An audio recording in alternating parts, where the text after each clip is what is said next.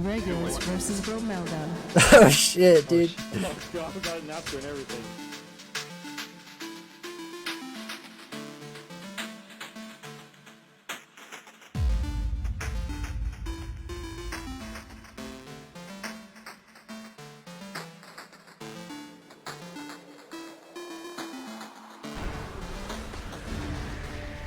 Oh, he's fucked.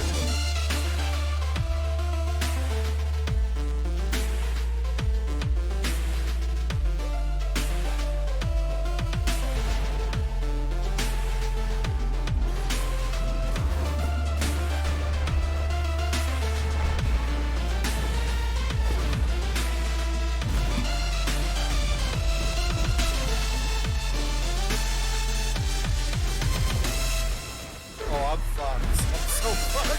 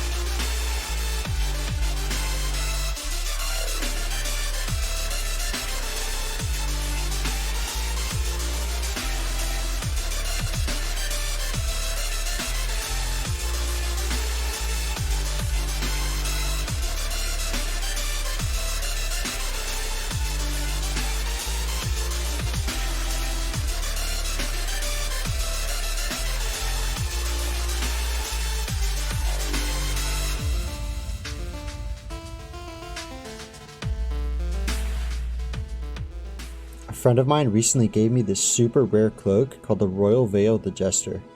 I love the look of this cloak, so I decided to make a build around the theme of a jester.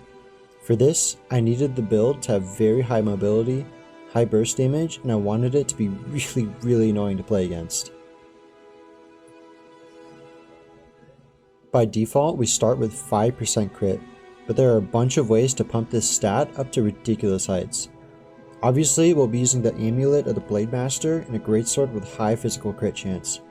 When you have these two items, drinking Rogue Blood will boost your critical strike chance to around 60%. I only have an 11% crit chance weapon, and the Blood Moon pushes my crit chance past 60% right now. You'll want to run Veil of Illusion for this build. It's simply the only option. Not only is it in theme for a Jester, it's easily one of the best veils in the game. For the second spell slot, there are a couple options that work well, but I think Mosquito is simply the best option. You'll want the increased fear duration and increased maximum health and movement speed modifiers for this spell. With this modifier, you'll need to dash away from it or use an iframe ability like Greatsword E or Slasher's Q to dodge the fear. You can't outrun it with this perk. I've also used Phantom Aegis with Consume Weaken to fear enemies. Take this if you want to be a little more tanky. It's a little harder to land than the Mosquito. You kind of got to think about it more. But it does combo really well with the Greatsword, especially if you have a weakened Greatsword. Another option is Mistrance, with the weapon Q cooldown reduction. I haven't had as much success with this spell, but I think it would be really good if you could make it work. For bosses, I think Spectral Wolf is the go-to. The healing perks on it just make it amazing for bosses. Moving on to the most important part of this build, you will always want to be running Soulburn. Soulburn is badass. This is a new spell in Gloomrot, and it's our first silence ability. After the recent nerf to the spell, which actually happened today while I'm recording this, you'll still be able to silence someone for a maximum of 2.1 seconds. So don't worry, that is still more than enough time to land whatever combos you want on the enemy. This spell is amazing and by far my favorite spell in the game. It reminds me a lot of silence spells in World of Warcraft. It's super effective against casters, such as people running Chaos Volley, Ice Bat. You see a lot of Crystal Lance these days, and even channel abilities like Spear Q. If you catch someone with Soulburn while they're mid-cast and Spear Q, they're going to be silenced for 2.1 seconds, and you can do whatever the hell you want with them. You can Greatsword Q, Merciless Charge, X-Strike, or just mock them in their foolishness. This spell is just disgusting for melee classes. And if you're running these illusion spells like Veil of Illusion and Mistrance or Phantom Aegis, whatever, you're going to be getting a lot of stacks of Phantasm and resetting the cooldown of your Soulburn to just permanently keep someone silenced. It is super annoying to play against. For the ultimate, I run Merciless Charge for the CC potential, but pretty much anything works here. Lastly, I wanted to quickly talk about weapon stats they want to go for. I use the Greatsword, Axes, Slashers, and the Reaper for this build. Ideally, you would want to have 12% crit chance, physical crit chance that is, maximum move speed, and either maximum spell power or physical crit damage on your weapons. Well, that about wraps it up. Thanks for watching, guys. I hope you enjoyed the build and the little montage I made for it. And I look forward to seeing you guys in the next video.